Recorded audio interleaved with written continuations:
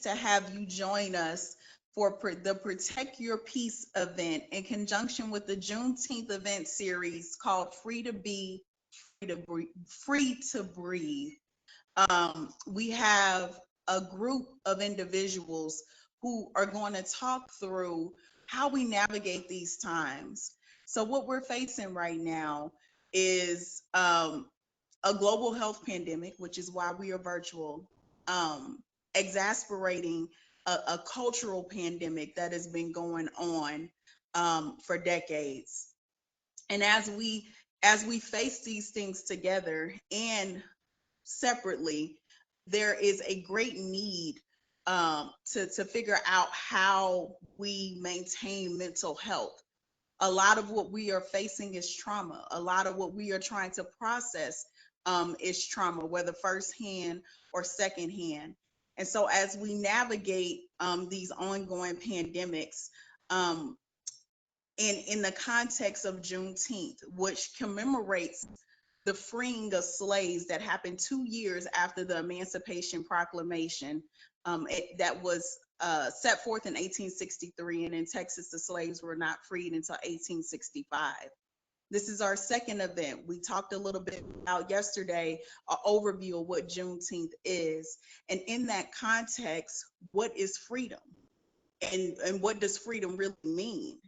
And what do we have to do to make sure that freedom is for all? And as we explore contextually what that real meaning of freedom is, we have to face this historical moment of when Black people are facing and the exhaustion of seeing violence on Black bodies at the hand of police officers. And we need this moment. This is a safe space. This is in commemoration of Juneteenth, and it is an opportunity for the community to learn how to process overwhelming negative and traumatic information that we are taking in, and gain those tools for to learn how to rest while we resist racism. And with us today, I want to introduce our panel. My name is Shar-day Campbell. I am the Enrollment Communications and Social Media Manager here at HCC. I'm the moderator for this distinguished panel. We have Benicia Johnson, who is a licensed clinical social worker. She's waving, who is certified in critical incident management. And she is going to speak to this clinical aspect, but she is also deeply rooted in advocacy. So she wears two hats. And as a social worker who can diagnose mental health disorders, she also helps individuals navigate systems. And as we talk about systematic racism, her voice is going to be incredibly important. Now, and from a clinical standpoint, but from just a life standpoint, how are we managing this? We have a life coach, Stephanie Mckenzie, a certified coach who also is an HCC professor in business and marketing and an award-winning marketer herself. And as we were preparing for this session, she gave the context that counseling helps you manage the past and the present, and coaching helps you manage the present and the future. So we have that whole thing covered. And then to wrap out those voices, we have a student leader, Greg Norwood, who was a former HCC SGA president for Central College and an organizer of HCC's Walk to Vote, where he mobilized hundreds of students during the primary season to walk to vote, which the importance of voting has risen to the national consciousness also in what's happening in the climate in America. And his perspective is going to be leaned on quite heavily about what does this look like and what are our next steps, and how he's experiencing what is happening as a younger Black male. And with that, I want to get kind of right into it. We are confronting something that is not an isolated incident. And it's important that when we think about mental health, that we are not looking at this as an isolated incident, because the mental health issue is based upon it being compounded issues. And I think what we're struggling with is, how do we put a name to those feelings? And I want to cut to Venetia and ask, what is really happening when we are trying to process this information? There's a lot of terms: trauma, anxiety. What is really happening in this moment that we're having to deal with?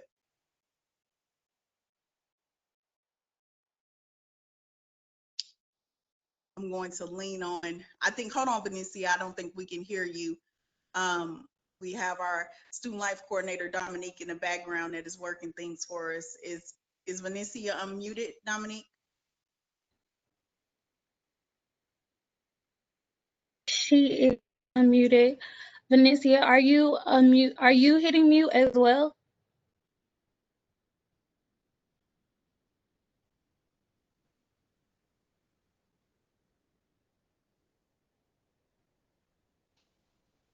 You hear me now? Yes. Yes. Okay. Can you hear me now? Sorry. Yes, we hear you. Okay, awesome. Sorry about that. So I would like to kind of talk about just the current climate that we're living in. Since the advent of social media and the ability for individuals to access traumatic events in the palm of their hands, it has literally changed what I would say, consciousness of our society. I would say, since 9/11, specifically the Generation Z, trauma after trauma after trauma has been at the palm of your finger. Prior to that, we were in a culture where pretty much everything had a label of rating, and you had to arrive to a certain point of age, whether it was, I remember 13 was just so pivotal for me as a milestone, just to be PG-13, or M meant matured audience, and R and X. Well, that is a world exclusive to itself now, because in the world that most people live in, it's literally at the stroke of your fingertips. And with the onset of trauma being at the stroke of your fingertips, your day can be immediately changed at the drop of a hat. So I just kind of wanted to just recognize that social media has changed our whole culture when it comes to trauma and having a sense of control of trauma, age appropriate trauma, if there's such a thing. It has literally changed that. So with that being said, what we found specifically in my field is that anxiety, the word anxiety used to just kind of be a symptom. I mean, now it's becoming more and more of a predominant diagnosis. Generalized anxiety disorder and a host of other disorders that fall under the anxiety context has risen to be a condition that is requiring more and more medication. It used to be just kind of like a preceptor, if you will, to something greater. And if we can get a handle on it, then we've prevented long-standing chronic trauma. Now it's kind of taken a life of its own. We're seeing suicide, specifically in Generation Z, and just a younger millennial population, becoming a preferred way of coping. There was a time where suicide was very unique and isolated and very almost culturally prescripted. Not anymore. I mean, I would dare to say, with the ideal of trauma just being at the stroke of your finger, we've also created a society that's more embracing of suicide. So I just wanted to kind of spend the time just with my debut on this call, just kind of setting the tone that we're living in a time where trauma is becoming more of the generalized experience of our citizenry versus some rare, isolated events. Thank you. And as such, I think that brings us to a pivotal moment. We are at around 8 minutes and 46 seconds into this recording. And if we acknowledge the amount of time that police officer had his knee on Mr. George Floyd's neck, we are pausing at 8 minutes and 46 seconds for a moment of silence and breath as he declared he cannot breathe. And I want to invite Stephanie Mckenzie to lead us through this breathing exercise to really center us in this conversation. In memory of the life of George Floyd, I would like us to take a moment and think about his last breath. And as we do so, let's inhale deeply, breathing in all of the humanity, all of the beauty that we are, all of the change that we need, all of the protection that we are worthy of. Then I'd like you to exhale deeply, releasing the hurt, the pain, the tension, the stress. There is indeed work that must be done, and we must prepare for the fight. Thank you for that. So with that, I believe that's a call to action and a transition. How do we move from anguish to anger? George Floyd, when we think about that the deaths are still happening, right? That this is salt on an open wound. We have the killing in Atlanta that happened this week. While arguably the eyes of the nation are on the police and their practices of how they engage with the community and how they are supposed to de-escalate and are not. How do we move from that grief and that anguish, considering this is not isolated incidents and that we are facing sustained a need for sustained movement? How do we move beyond that? And I want to start with Greg, who is experiencing this from a different generational perspective, as a Black male, as someone who is trying to contribute to solutions and has a heart for organizing. Greg? That's a really good question. It's this where do we go from here question that I think is asked so often. If I could, I would say the first step is to vote. we have got to vote. We have got to vote. And again, I get that we're angry at a system, but in order for that anger to become action, or in order for, we have to take that anger to create some kind of action. So let's take that anger to the polls and vote out some of those folk who are complicit in this situation that we find ourselves in. So we have to vote, but we also have to allow to sit in this anger, right? To not not move so quickly while we're still dealing with this emotion.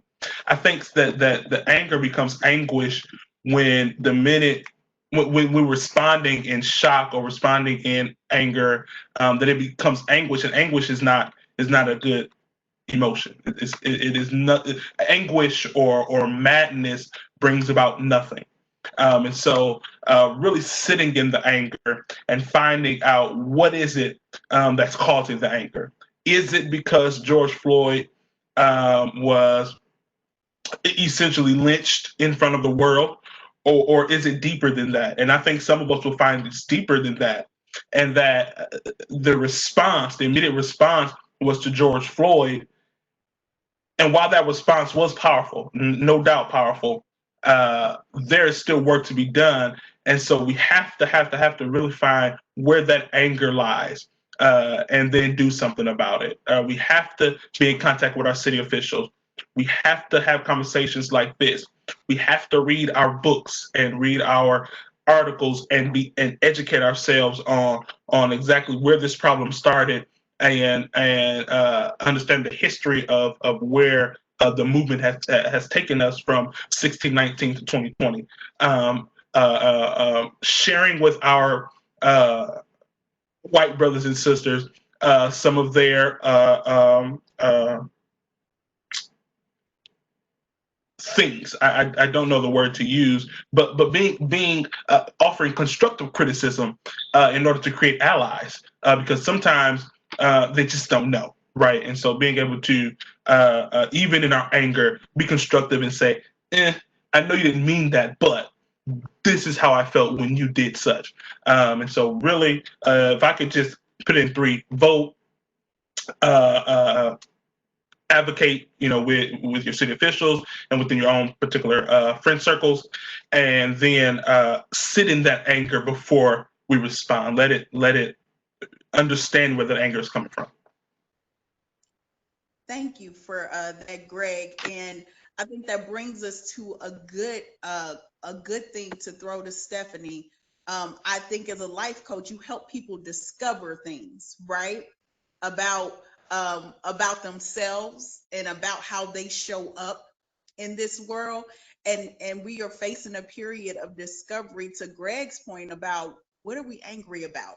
How do we work through what are we angry about and get to the core of what it is and how we want to show up in response. Stephanie? No emotion. Am I muted? Okay. I firmly believe that no emotion is wasted, and anger being one of them, which is interesting because growing up, my mother told me that anger was a wasted emotion. And sorry, Mom, but that's incorrect. And because of that, I do feel that whatever we feel, we are entitled to, but those feelings are not entitled to run all over our lives. They're not entitled to become anguish, as Greg was talking about. They're not entitled to create hopelessness in our lives and despair. They're not entitled to that. And the only way that we can rein them in, I feel, is to allow them to teach us, to show us, to point us in a direction. Like we were talking about, even with the pandemic, a lot of people were afraid. Well, what are you afraid of? Are you afraid of dying? Are you afraid of leaving your children? Are you afraid you didn't prepare adequately financially? What are you actually afraid of? Let that lesson be taught, and then you can take the inspired actions that are necessary. So we fast forward to the anger. This is a very triggering. Anytime a Black man is treated wrongly, unjustly, there are things in my history that make those things in the present very triggering for me. And something that I tell my clients often is that we trace our triggers to the truth, period. So if you're triggered, we got to go back. We got to figure out where's the root cause, because if we ever hope to heal from it and operate from a place of wholeness, and we're going to need to be that, we're going to have to be wholly effective if we're going to be effective at all. Then we trace that trigger to the truth, figure out what the root cause is, deal with it appropriately, let it lead us, let it teach us, and then we can reemerge as a whole individual ready to take on a whole thing. Virtual hug, collection pay, all of that. I think we right. So that trigger piece, and I want to cut to Vanessa on that. From a counseling perspective, some of this work that needs to be done is retroactive, right? So how is this showing up for people who haven't necessarily done the work before they're trying to process all of this? How do you help from a counseling perspective put a name to those triggers, identify those triggers, and help someone move beyond that? The reality is, in this world, we have to be able to live with our emotions while facing each day. And so when living with your emotions, specifically around anger, we find ourselves having to question, why are we angry? The who, what, when, where, and the why, right? Oftentimes you don't have necessarily anybody there with you to talk it out. So quite frankly, it's important to delve in with yourself, some what I call that you time, that self-talk. It's not about being crazy. It's about allowing your consciousness to supersede your emotion. And so when you get to the point where you're asking yourself questions, and more so that you have organized thought where you can create answers, which may be 3-sentence answers, very short answers that you add more additives, pronouns, and the like to it, then you have, in essence, began to control your anger and allow your consciousness to truly be your guide. So I tell people all the time, hey, self-talk don't make you crazy. It make you woke. It make you conscious. So I encourage anyone who's dealing with profound anger to take the time out to dig deep and ask questions and answer them.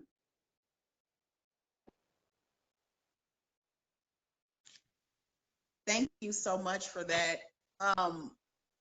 We've talked a great deal about anger as a response, but a lot of people are facing, and the root of that, and we talked about getting to the root of that, and I would argue that a lot of that anger is around hopelessness and despair.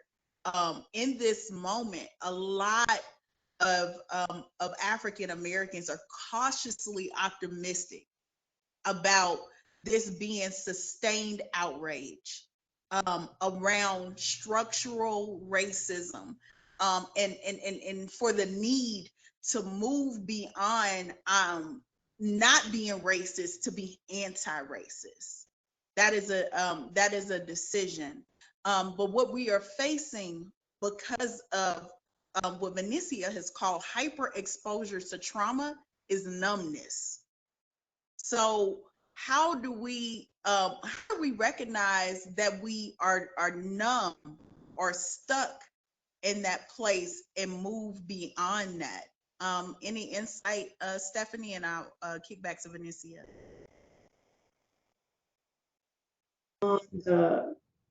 Every time I do it, how do we? Now is the question: how do we move beyond the emotion? So how do we navigate feeling numb? Okay. I think the question would be, do we have to? You know, sometimes we're numb because, okay, so you're having a procedure and you're having surgery. What do? They give you anesthesia. They numb you so that you don't feel yourself being cut on, right? There may come a period, you may be anesthetized by way of self-protection. Sometimes you just can't take it on. Again, I'm not saying you get to stay numb, but if you are feeling like numb, I just can't take anymore, I don't have the capacity, whatever numb means to you, there's a purpose for that. Just as there's a purpose for your feelings, I think there's a purpose for what you don't feel. And so if that's the case, then press into that for a moment and assess, okay, what is it? Is it just too much? Is it too much stimulus? Or too much stimuli? Do I need to unplug from social media? Do I need to stop reading this? I need to, what is it about? Why am I numb to this? Why am I numb? Give numb the opportunity to show you what it needs to show you, and then figure out how to reemerge. Because at the end of the day, you can't stay numb. Even an anesthesiologist will tell you that. You can't just stay under forever.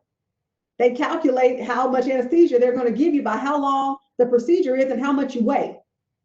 So by that same token, you want to come out of anesthesia, social anesthesia, emotional anesthesia, then the opportunity to do that is to calculate what is happening here. What do you need to do? Are you in a mode of self-protection? And if so, how much longer do you plan to stay in it so that you can come out of it and you can begin to move forward? That's real good. That's and come through with the analogies. I mean, and so Vinicia, that's a conversation around stuckness, right? Like you said, how long do you stay in this? From a clinical standpoint, how do you help someone that has been rendered numb as a protective mechanism? I'm glad you brought that up, because one of the things we tend to do as people is feel that numbness is a betrayal. We have natural built-in mechanisms, God-given innate protection that brings numbness to the forefront to keep us sane, to keep us functional in a world that can be very much so perceived as dysfunctional and crazy. So the first thing that I do, like when I respond to bank robberies, I'll never forget, and I'm talking to the teller within 24 hours of incident, how just shell-shocked they are. Just they don't respond to stimuli. They're just kind of like sitting there and just nodding almost like a robot. I have to tell them before they go home and leave that scene that where you are right now is absolutely okay. Allow God-given protections to protect you for as long as you need them to, quite frankly, because there's going to come a time and a place, especially with intervention and support, where I can walk hand in hand with you to make sure that whatever you have to face and confront, you're actually able to face it in your consciousness and not in your despair. And so I just wanted to just point out and stress that it is so important that we embrace our defense mechanisms, whether it be denial, which we always say, girl, you in denial. Yeah. And I'm okay with that today, because denial helps me wake up and go pay those bills and get on my grind and try to succeed for another day. I will say, one thing that people also have to recognize is their limitations in the struggle, but also their gifts in the struggle. What you may see another person do, you may not be able to do. You may want to, you may feel along with that numbness or some guilt with that. So it's also important, while you're allowing yourself to be protected by your innate mechanisms, that you spend that time figuring out really what you can do and be proud of the contributions you can make. That's real good. It brings up the point that action looks different.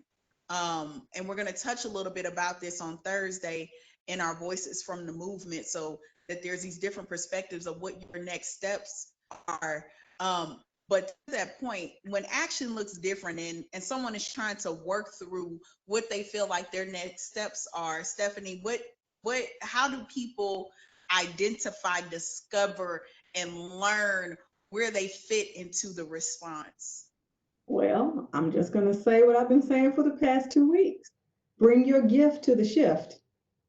And that's so important, because my gift and your gift and Greg's gift and Dominique's gift and Vanessa's gift, they don't look the same. And we have to realize, again, this is a battle. This is a complete battle. Everybody's not going to be infantry. Everybody's not going to drive a tank. That's not what's going to happen.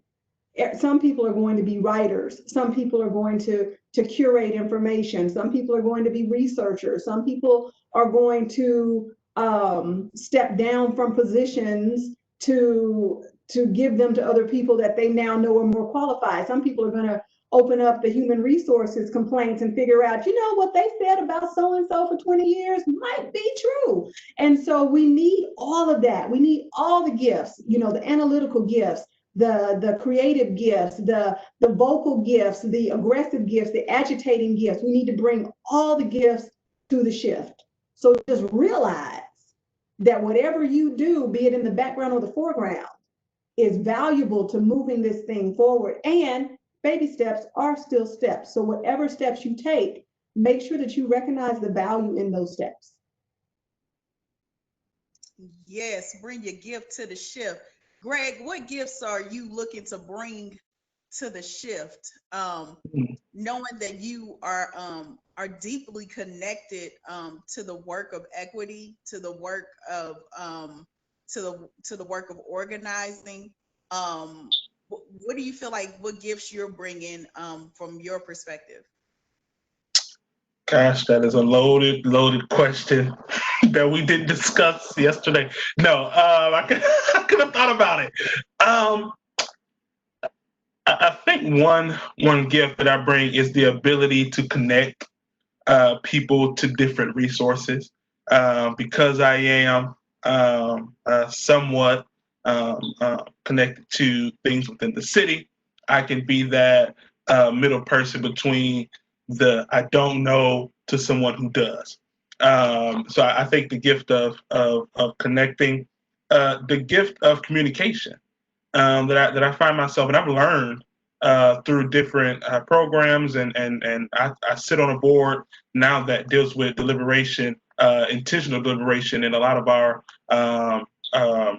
meetings of the nature, how to communicate to different people from different places. And so really being that voice, particularly from my generation, which is like that cusp of millennial Gen X, right?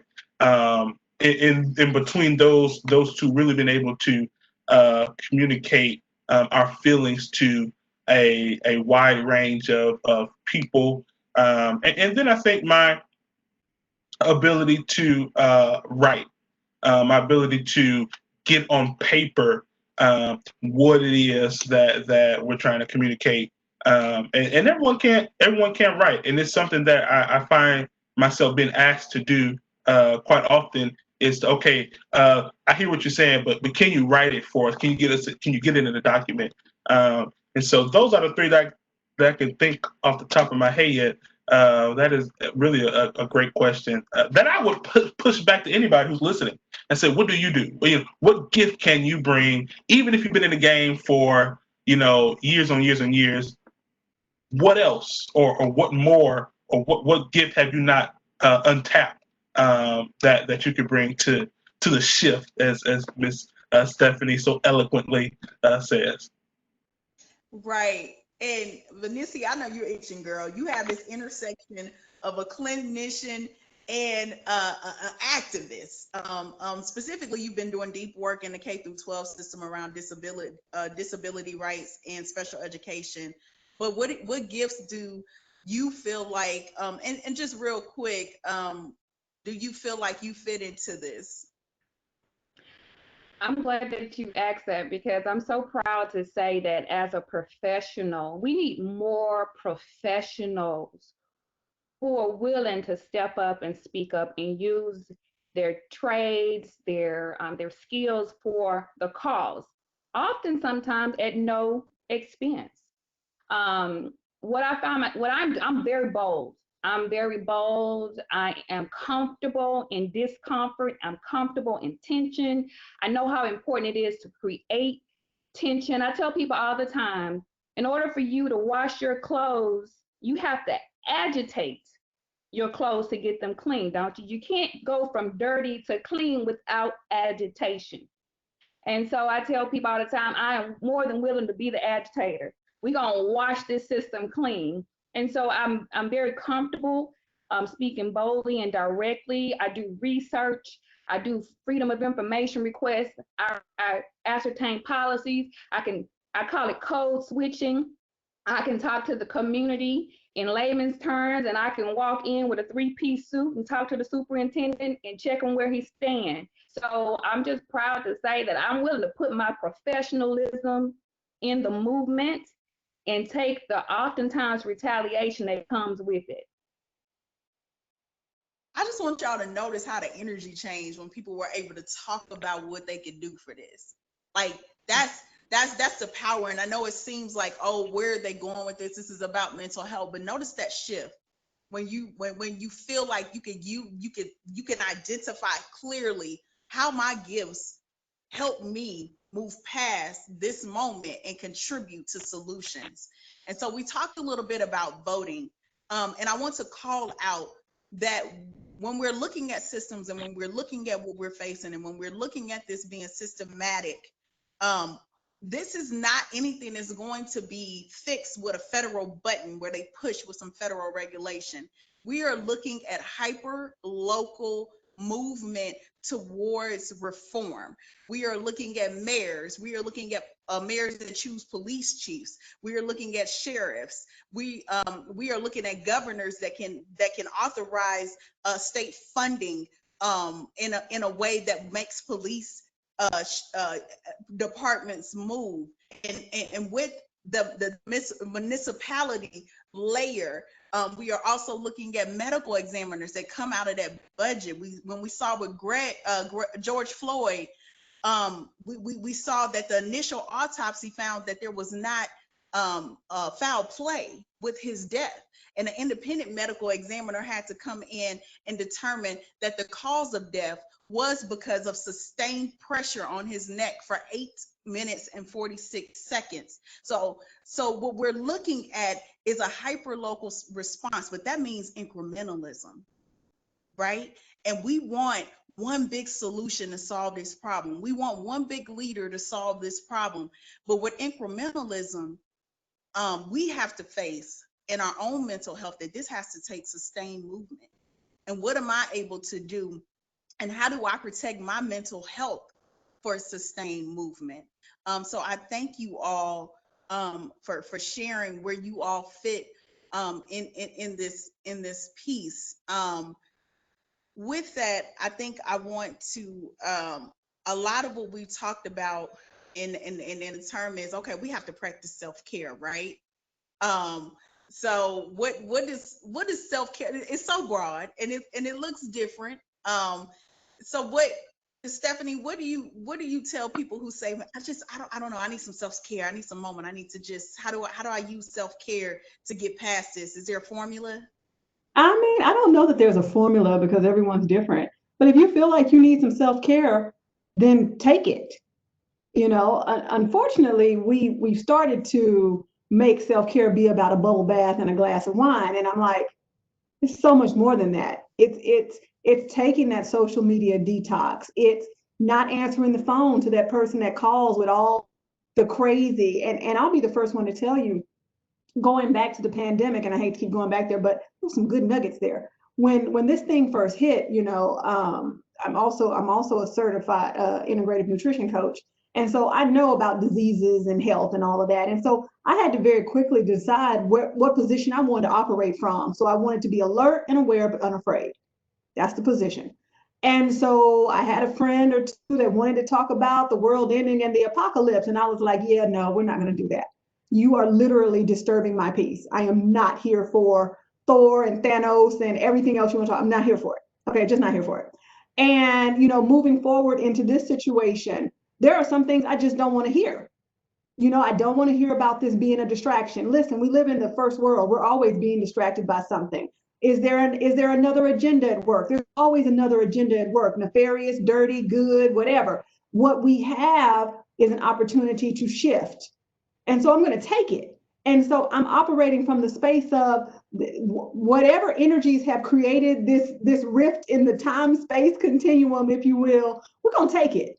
We're going to ride it till the wheels fall off. We're going to do whatever we can do. And so in that narrative, self-care becomes so much more important. I have to make sure that my mind is clear. I have to make sure that my heart is clean. And, you know, it may not be a bubble bath and a glass of wine. It may just be, I'm going to sit and watch Wild 'N Out for 3 hours because that's what I choose to do. And realize, and don't let anybody talk you out of your self-care. If you just can't deal, then you just can't deal. And that has to be okay. And that's the commitment that you make within yourself that says self, and self says, this is what we need. Okay, well, then that is what we shall have. Well, there's that. And you said disturbing the peace. I just, you know, we're here to protect our peace. Shameless plug to the title. Exactly. See how I tied that in? I worked it on in. See how I did that? Just slide that on in. Just the integration. I couldn't avoid calling that out. Greg, how are you practicing self-care, protecting your peace, and what does that look like based upon your lived experience in this moment? So I do a couple things to kind of protect my peace or self-care. One is limiting how much information I take in. I haven't watched the George Floyd execution, and I will not. I can't. I watched Ahmaud Arbery's, and that was enough. There are some stories I just can't dive into. We're hearing that there are now 3 in the last 2 weeks of individuals, young Black men found hanging on trees. Right now, I can't dig into that. I don't know the facts. I can't. I mean, I just can't go into that. And so really limiting how much information I take in, knowing what to research and what not to research. I find being able to lament, being able to talk with people and talk through certain emotions has proven to be particularly helpful, especially when it comes to folk I can be vulnerable with and I can be honest with, and we can kind of bounce off each other, whatever the case is. So moments like this is one way that I'm able to kind of talk through and even listen to individuals who are living somewhat of the same experiences as I am as Black Americans, and been able to listen to listen to everyone. As far as like topical stuff, if you will, I love to read, and so I'll just like take a break from social media and TV and just crack open a fiction book, nothing deep and nothing serious, and just read and go somewhere else. I enjoy series. I'm a binge watcher. A binge, is that what you call it? Yeah, binge watcher. I love to binge watch TV. I love to eat, probably a little too much, but I love to eat and I love to cook. I love to cook, and that's been something that I've been able to kind of just escape in my kitchen and do what I do.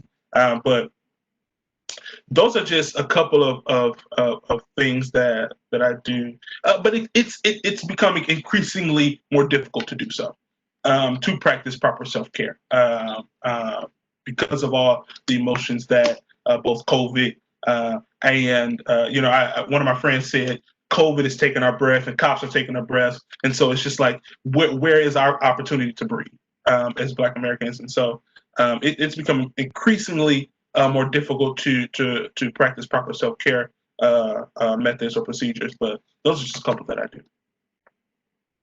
Valencia, how are you finding that as you help people navigate from a clinical standpoint as a mental health professional, and how are you doing that for yourself?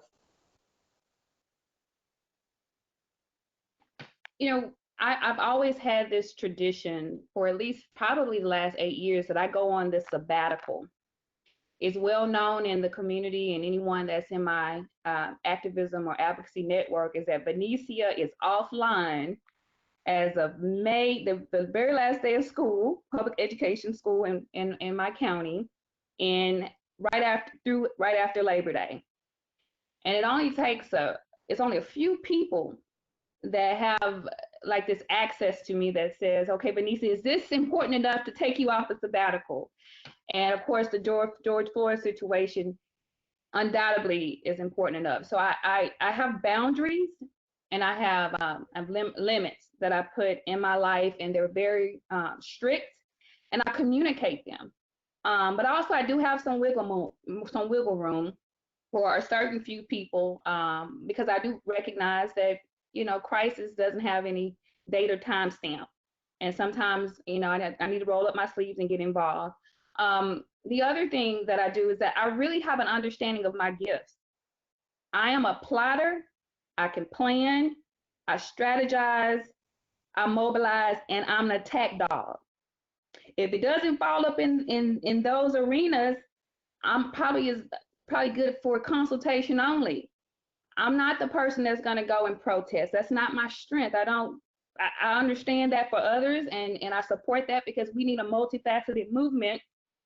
But I'm very proud that I truly understand my gifts and I walk within them. I don't have guilt by not being able to do some of the other things. So I just encourage people to really dig deep within themselves and truly understand what they're good at, what they can give, and do their very best in that, and let others do the rest. That's real good. And it brings me back to a moment where I implemented a self-care practice. It was 2016, and I had watched Philando Castile on Facebook Live be shot down, murdered, executed at point blank range. And the 4-year-old who was trying to comfort her mom and say, "Mom, I don't want you to get shooted too." And it broke my heart. And there were 2 other killings that happened week after week. And I said, I can't keep watching violence on Black bodies. And I have to take a pause. And so I do something every week where I don't get on social media on Wednesday, just an intentional weekly reset. Now, arguably, I do social media for a job. So if I have to go on there for the job, I will. But just the scrolling, the use of time around that, I take an intentional pause. And I think we have to be in tune with ourselves to recognize when we feel closest to peace, if that's through writing, if that's through journaling, if that's through articulating your thoughts.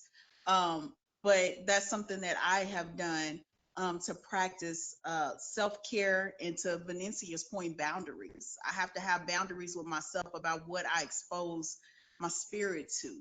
And what we are facing as an African American community is weariness, the weariness of something so hideous and dehumanizing having to happen for people to feel the urge to move. And in this moment, while people are primed for change, who want to see something, who want to know what they can do, there's a lot of learning and unlearning that has to happen. Stephanie, what if you could wrap out for all our brothers and sisters, melanated and unmelanated, what can we do in this moment to learn and unlearn and contribute to solutions? Well, I think I have to go with what Greg said, when we were talking yesterday about you have to acknowledge, there has to be an acknowledgement that something is wrong here. Something I may not, if you're not Black, you may not know what exactly is wrong. I have found at this point, I'm also curating a allyship community, of course, which is predominantly not Black. And one of the questions we started out with was, do you know what racism is? And they're like, yeah, it's when you hate another person. And I'm like, yeah, okay. So I see we got to start at ground zero here. So we had to really dig into what racism is, that it's systemic, that it is far reaching, that it's greater than hate. Because if you think it's just hate and you say to yourself, well, I don't hate anybody, then you're off the hook. And so we not only do we have to acknowledge within ourselves that something is very wrong here. If you're not Black, then you not only have to acknowledge that there's something not right here. I don't understand it, and I need to go learn. This is not the time to start doing. Just go write check, take an assumptive posture that you know what we need. And I've said this before, I've been Black for 45 years. Many of our allies, of our newly decided allies, have been Black for probably the last 45 days, if that. And so this is why it's the time to sit down and learn, because you will then hear the needs, you will hear the cry, and then you can then figure out how to bring your gift to the shift. But we know what we need. Make no assumption that Black people know what we need in this country. We've always known what we've needed. And to be an ally just means that you're helping us get it. But you're an ally and not a leader. So you can assume a role, but you can never be an authority. And so that's what I want to be very clear about when we're coming together, because I know people want to help. I know they want to, unify and come together. And then there are people that don't, and that's a whole different conversation. But if that's you, then come in and learn and unlearn, sit down, look at the podcast, do the research, and then find your place. But not before you do the research and the work. You got to do the work before you do some work.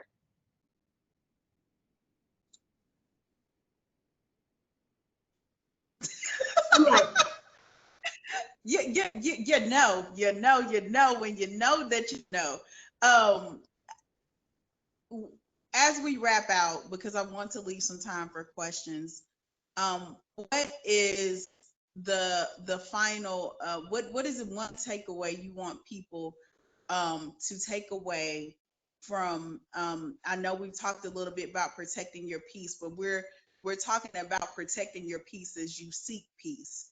as you look at rest and resistance, what is one takeaway that you want people to show up to make this more than a moment? Greg?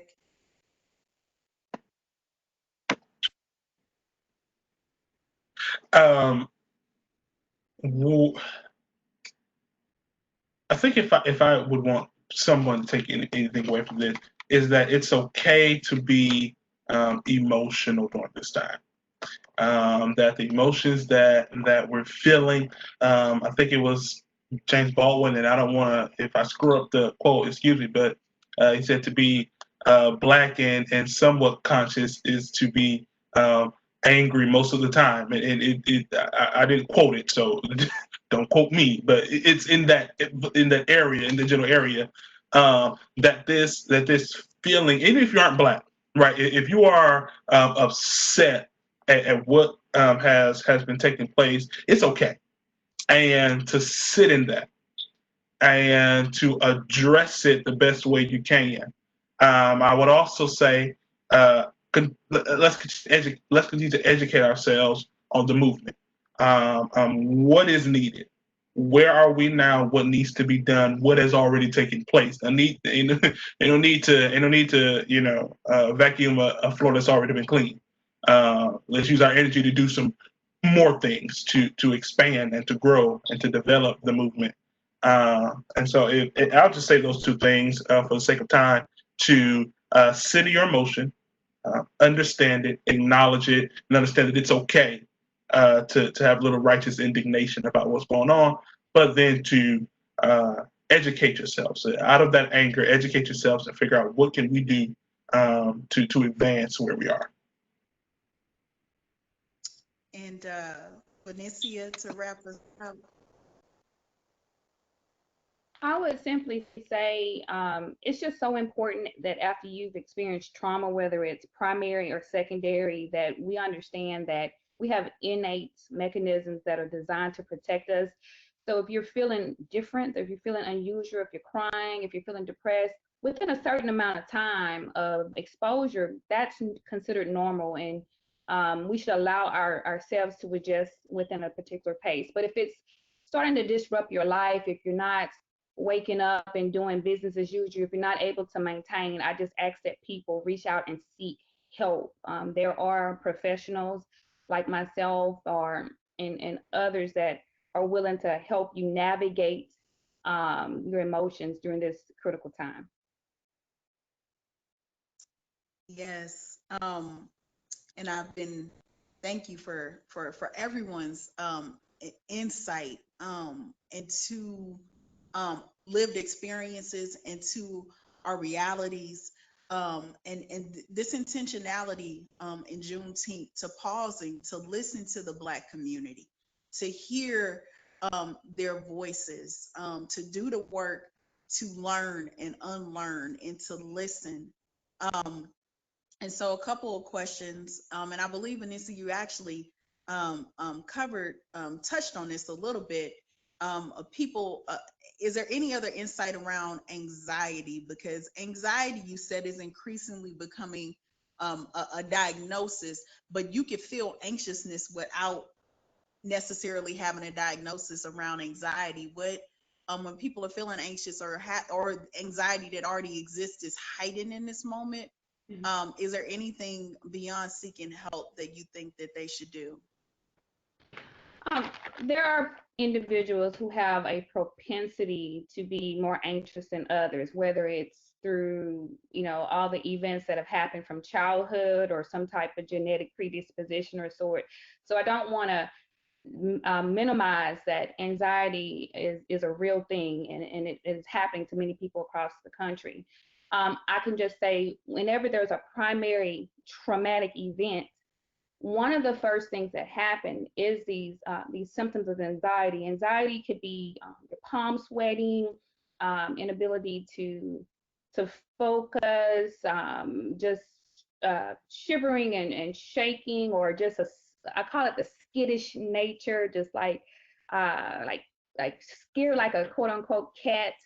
And And those, and in that particular moment, especially within like the first 30 days of an event, that can be very normal because your body is trying to figure out how to adjust and respond.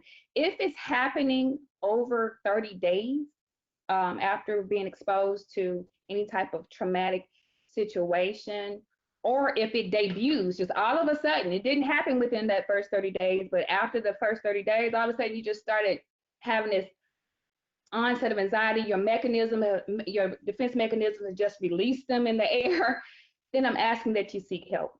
Because at that particular point, if it's increasing or if it's debuting, you may need professional intervention. Venetia, and we have one more question about what resources, books, or tools, because the narrative around mental health in the African American community and the access to resources and the utilization of resources and calling a thing in the African American community is still an issue that we are facing and is being exasperated in this time. So what resources are available, and also beyond the African American community, what other resources or books would be recommended for people who want to unlearn and start to begin to do this work? You know, the number one resource that I encourage people to utilize in Houston is 211. 211 is a profound network of community service providers, agencies in partnership with city government to, just like 911, when you need a resource, call 211. You can apply for all type of government benefits, you can get housing, you can get access to a therapist. They'll help you navigate your insurance plans or Medicaid plans to figure out the right service for you. So I wanted to put that out there. When it comes to a book, that's a good question for me. I'll definitely have to put that on my to-do list to search. There isn't one particular book. What I typically do is I use a model. I'm an equity advocate. I am a fierce equity advocate. And so it's called the Texas Equity Model. It's a framework of success on transforming systems. It basically tells you all the key and important elements that you need specifically to ensure that when you're looking at data or when you're engaging with systems, you demand that you have that data broken down by race, by ethnicity, by gender, by any protected class in the Civil Rights Act, that you be willing to assert your preference to have that data broken down. It has been the most impactful strategy for me as a systems equity change agent in my community. So you can look it up. You can go to www.caseonthemove.org, which is the organization that I lead. We have the Texas Equity Model, the framework available there. Thank you so much for that, Venetia. And I know I'm seeing in the chat the Employee Assistance Program for the faculty and staff who are on the call. And I know Venetia actually does some responding and contracting for employee assistance programs to access what resources are available. And then we also, for students, accessing our counselors. They are trained for this moment. They are trained to help you work through trauma. They are trained to help you work through anxiety. They are trained to help you take a plan on how to break something that seems really big down into manageable pieces as you're still trying to navigate your coursework during this time.